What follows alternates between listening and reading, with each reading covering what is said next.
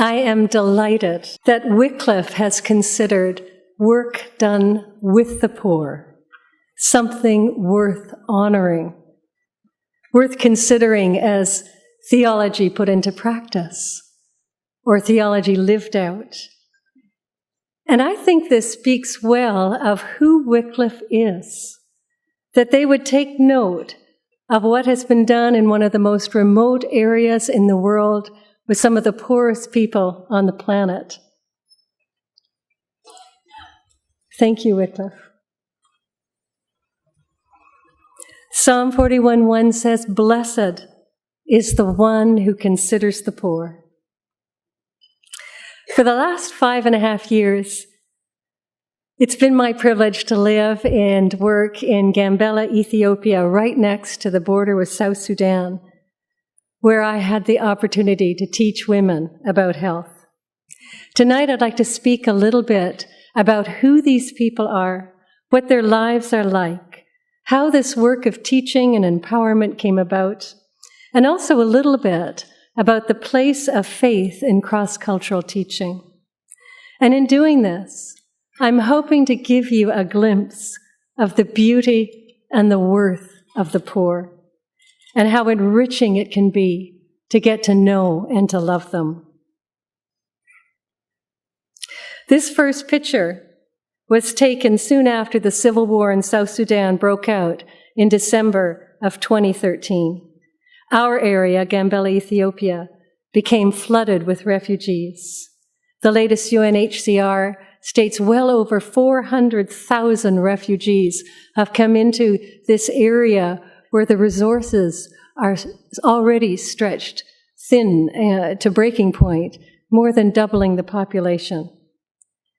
And it was beautiful to see the people in Gambela, all of them, open their homes and share the little that they had with the newcomers. These people love to share. The little girl in the photo is a newly arrived refugee. Her story is heartbreaking. At that time, people living in the remote villages of South Sudan had no warning that there was a war. No radio, no communication. It was just suddenly chaos. Bullets flying, people screaming, houses burning.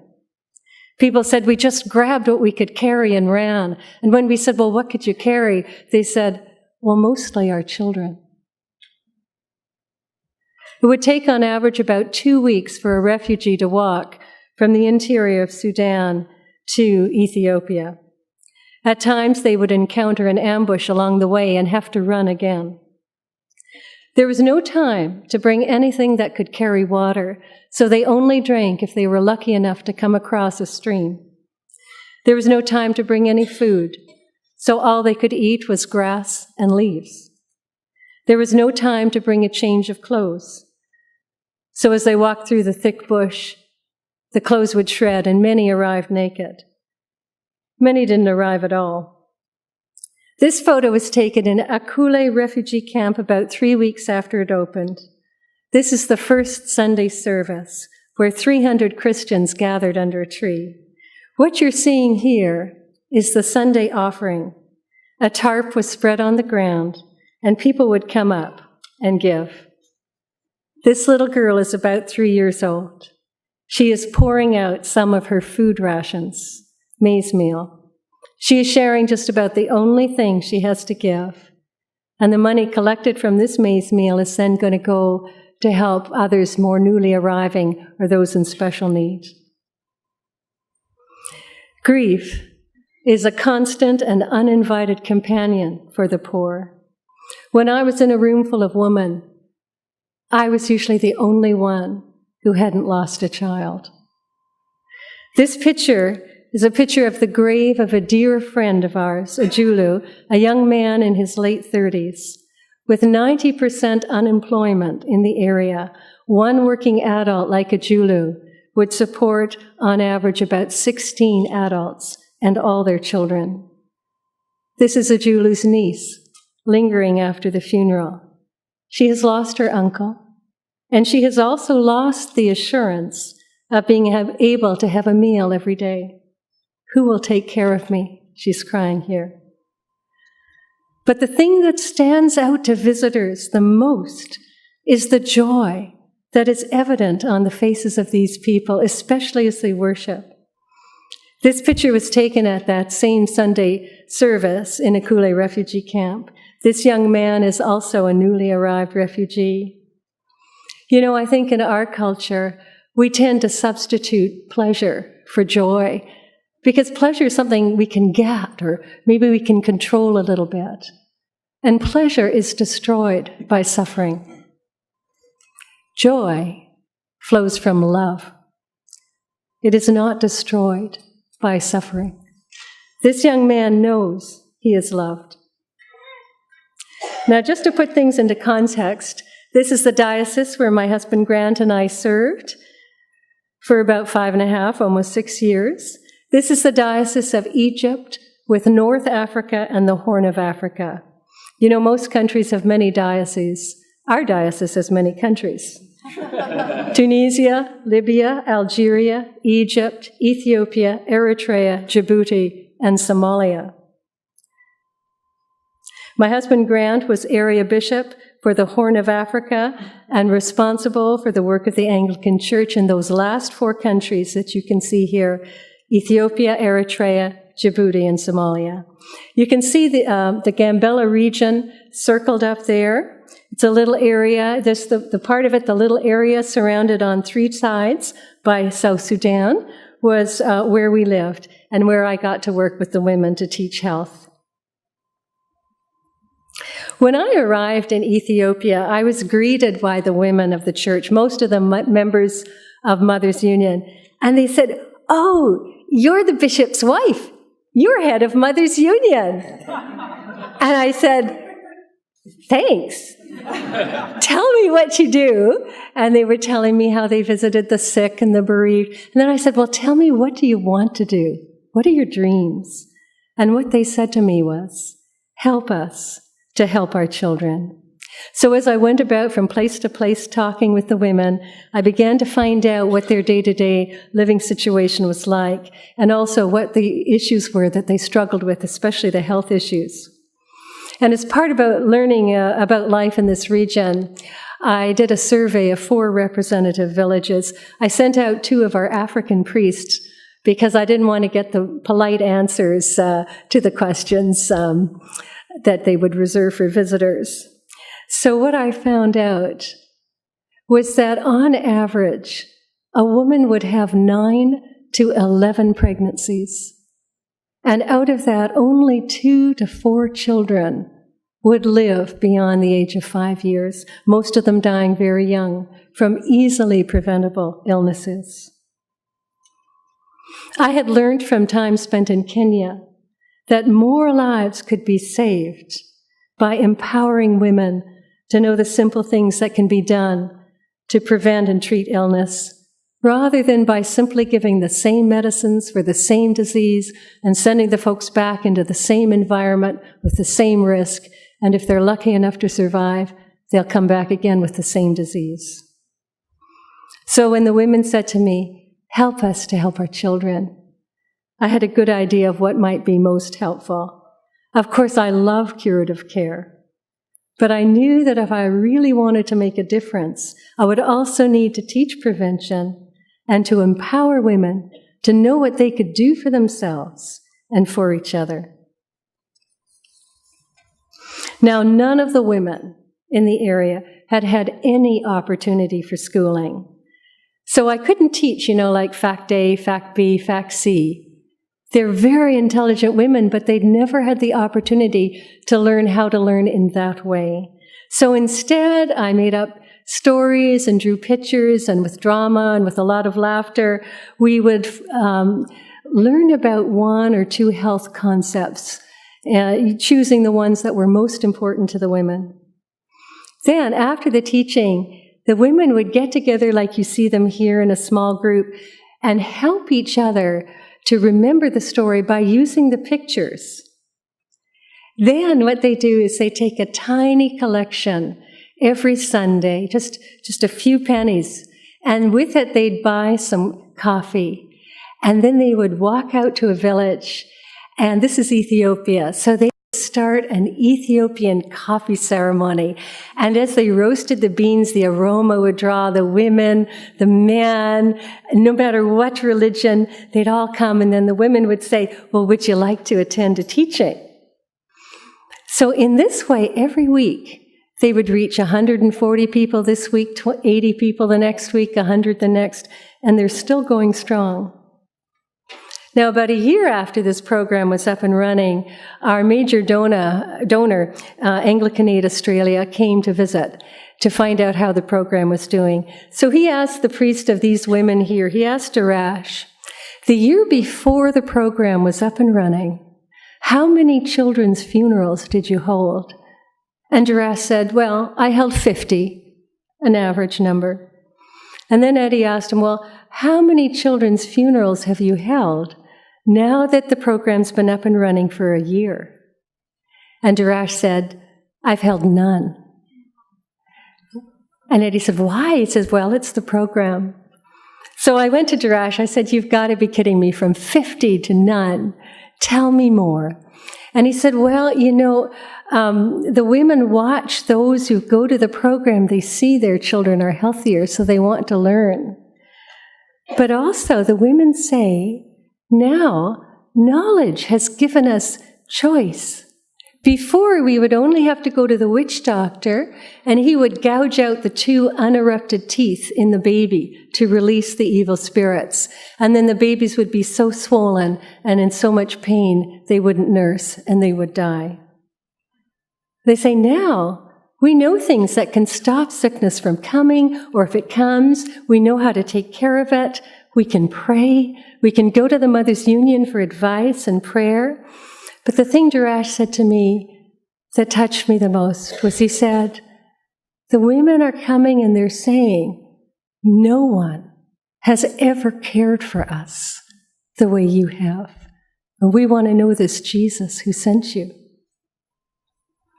The program started by bringing women from all over the Gambella region, sometimes taking about up to a week to travel. And I would teach them something together. These women, the ones that were chosen because they had a heart to share what they'd learned with others in their community. So then they'd go back to their local areas and share what they had learned. After 3 years, we were able to transition to a fully African-led program. So now they're teaching in 9 local teaching centers spread out throughout the region so they can reach more women, and women don't have to travel as far. Let me just get this. Sorry. Okay. After the local program had been going, this is now after the African-led program had been going for about a year, we were listening to the report that the African leaders were giving about the things that they had started to teach in the program. And I wanted to read you in their own words some of the things they said. So this first one is Rebecca speaking about malaria. This is what she said. Many children died. So now we learned how to prevent and how to treat malaria, especially about how to prevent the malaria, because no one considered that the malaria came from mosquito. No one thought about it. So when it gets a rainy season like this, you can even sit and eat with your children. You make a fire and put some neem twigs in the cooking fire and let it smoke. And the mosquito will not like the smoke of neem. It will go away. Also, you can make a mosquito net. You put it there. Don't let the children sleep without it. You see, the people thought that they were being given these mosquito nets because mosquitoes make an annoying sound at night. So they said, oh, we thought it was just to keep the mosquitoes out of our ears. So if you've got this choice, mosquitoes in your ears at night, or this is a great net to use for fishing or tying your house together or something, well, what are you going to choose? But now, as you can see in this picture, they're using the mosquito nets to save the lives of their children. And that's the star of the drama, The Mosquito. Our Anuak leader, Achwa, chose to focus on nutrition for the first part of her program. We worked with 10 people groups, and the Anuak was only one of those. This is what she wrote. Actually, she started talking about water first, so I'll tell you that too. Many children are dying below 5 age. People, they know the problem is there, especially diarrhea. Many children are dying in the Gambella region. Now, the teaching was very, very interesting for anyone. They love it too much. But I'll go on about the nutrition.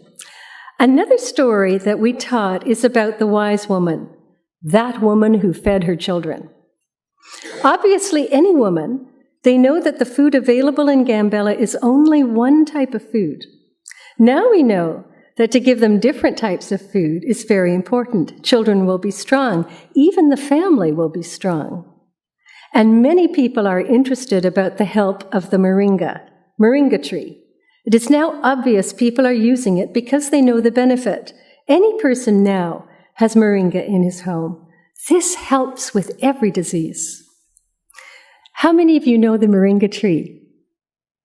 Well, it's an amazing tree. In the leaves of the moringa tree, there is so much nutrition. It's a fabulous source of vitamin A and vitamin C and all the B vitamins, niacin, thiamine, riboflavin, B6, B12. It's a huge source of folate, a great source of iron, a source of calcium, potassium, magnesium. It's a complete protein. It has every single essential amino acid, every single essential fatty acid, every single essential trace mineral.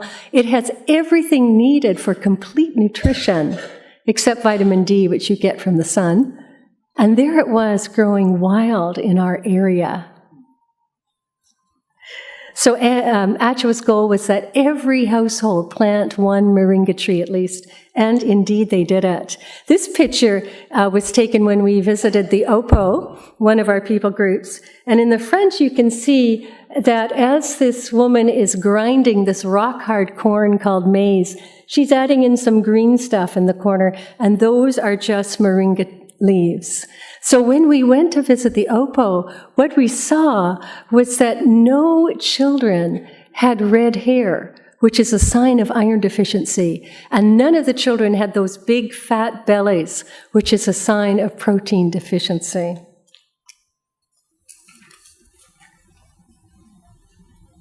My main aim in working with the women was empowerment.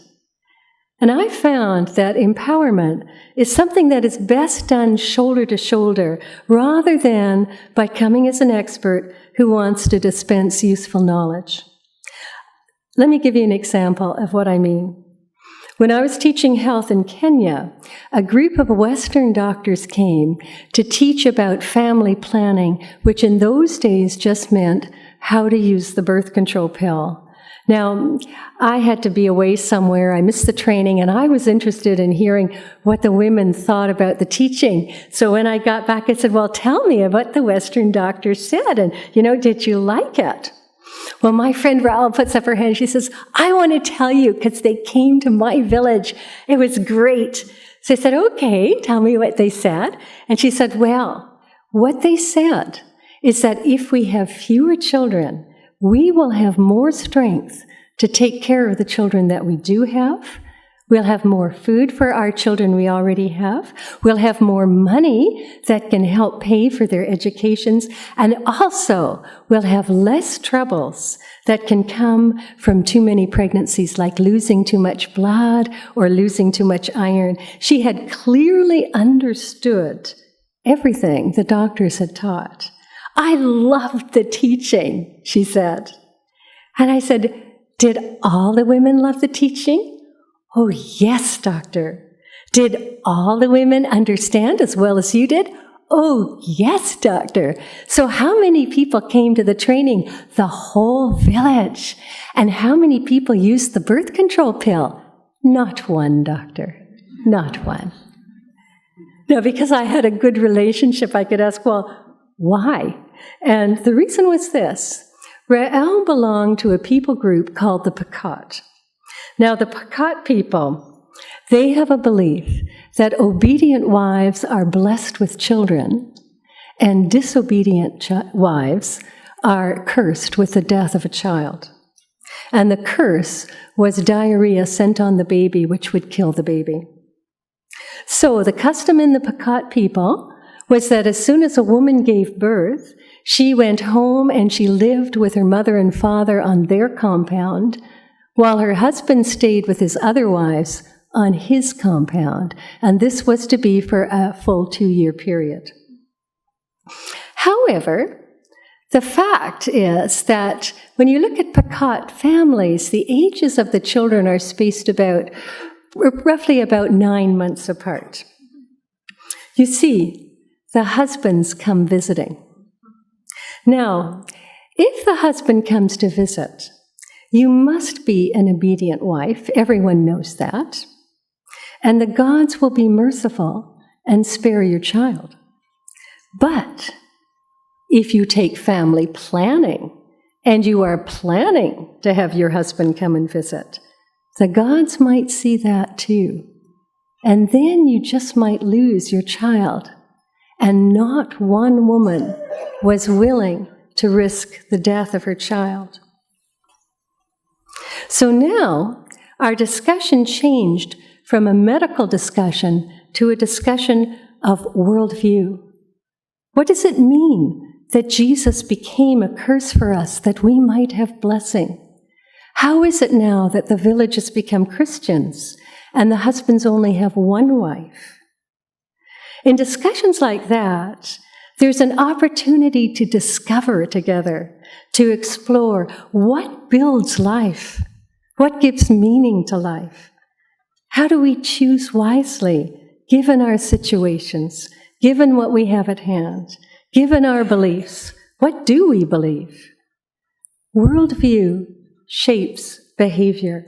It shapes the way we look at health, including the choices we make about taking care of health. In Africa, the physical realm and the spiritual realm are not seen as separate things, the way they are so often seen here. The women told me, "We can trust what you teach us because we can see your heart. We know you love God." Healing is never separate from prayer, and a discussion of health is never separate from a discussion of spiritual realities and belief. In Africa, the predominant view is that disease is caused by a break in relationship or a problem in relationship, and healing comes about through restoration of relationship. This is why traditionally people would go to the witch doctor who would do something in the spiritual realm in order to bring healing into the physical realm. He would do something to restore relationship. In the West, the traditional view of medicine, certainly what I was taught in medical school, was that disease is caused by a disorder of function, and healing comes about through restoration of function. It was interesting, as we studied the book of Genesis, to find that both of these approaches to health resonate with the biblical worldview. In Genesis, we see sickness and death coming through a break in relationship with the source of life. And then later on in the story of redemption, we see restoration coming through restored relationship. Jesus said, "I have come that they may have life, and this is life, that they know you, the one true God, and Jesus Christ, whom you sent." In the study of Genesis, we also see a mandate: have dominion. We were to take charge of and to take care of creation. To study, to understand, to take care of creation in making medicine and in taking care of the body is good stewardship of God's good creation. Revelation 21:24 says, "All nations will bring their glory into the new creation. All that is good from every culture, all that enhances and blesses life, is of great and of lasting value. In our area in Gambella, there is a crisis in worldview. There is a loss of the grounding wisdom of the elders. Through war and displacement, the people would say, our beloved elderly, they couldn't run as fast from the bullets. And with the poverty, poor nutrition gives shortened lives. Many times I heard, I think we used to know that, or I think my grandmother used to do that. And now the women were hearing fragments of confusing and contradictory ideas that were coming home with their school children or that were coming across the radio. And all of this contributed to a hunger to know on what can we base our lives. Tell us what the Bible says about life, they would ask. This picture was taken during the first Bible study I held at the First Mothers Union training. I chose a topic to address a predominant belief in the area, and the belief was, if my child dies, it's because God wanted him to die, and there's nothing I could or even should do about that. So we looked at the prayer that Jesus taught us to pray, thy kingdom come on earth as it is in heaven. And as we looked at Genesis and Revelation, we saw that with God, in the fullness of his kingdom, we ultimately don't see sickness, suffering, want. As we looked at the book of Philippians, concepts, as they would say, as it says, a partnership in the gospel, a participation in the Spirit.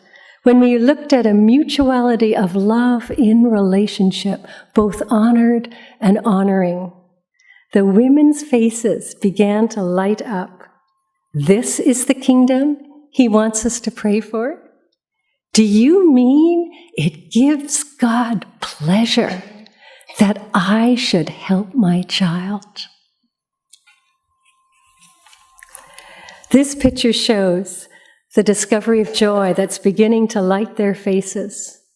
And it is this joy, this caring, this compassion that is taking these women every week into village after village to share with respect, with love, with humor, how to care for the health of their children and families. And this is what we're seeing in Gambella. The gift of beautiful, healthy children. Thank you.